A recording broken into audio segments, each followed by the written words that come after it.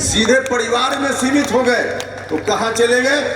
कहाँ से चले थे, समर्थन इतना बड़ा मिला था और चले गए परिवार में सीमित हो गए।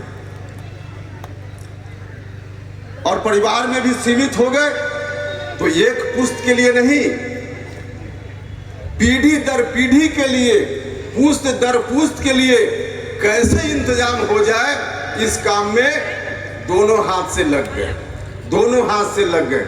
नतीजा क्या हुआ? नतीजा क्या हुआ? आज जिस तरह की परेशानी झेल लें, जिस तरह की परेशानी झेल लें, बीच में तो एक परिस्थिति बन गई थी। हमारे बड़े भाई नीतीश कुमार जी भी जब उनके साथ चले गए, हम लोगों ने माथा ठोक लिया। क्या हो रहा? हमने बार बार उनको सचेत करने का प्रयास किया, बार बार उनसे आग्रह किया कि कम से कम ऐसी भूल मत कीजिए। उस वक्त जो जो बातें हमने कही थी, तमाम बातें आज सच साबित हुई। जितनी बात हमने उस संदर्भ में उस समय कही थी, तमाम बातें आज सच साबित हुई।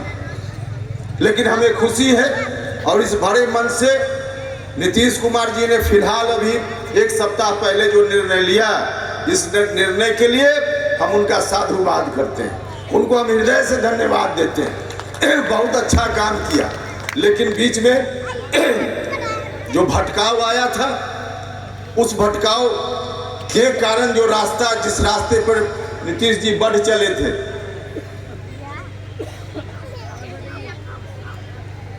वह बिहार के हित में नहीं था। 2005 के पहले की स्थिति बिहार में लौट आए।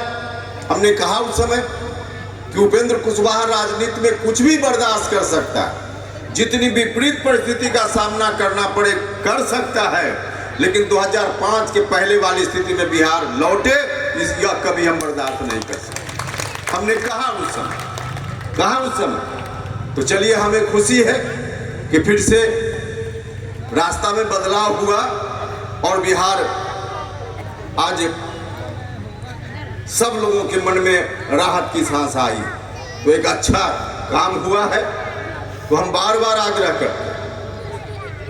हमने नीतीश जी से, जब हम सत्ता में थे, भारत सरकार में जब मंत्री थे, उस वक्त भी एनडीए में हम लोग एक साथ उस समय भी हुए थे, और तब भी हम जिन मुद्दों की बात करते हैं, हम भारत सरकार में रहते हुए भी शिक्षा के सवाल को लेकर हमने बार बार बिहार की सरकार से कहा था, बार बार हमने शिक्षा सुधार की बात की थी। आज नीतीश कुमार जी की सरकार शिक्षा के संदर्भ में उन्हीं बातों पर चल रही है जो बात हमने उस समय कही थी।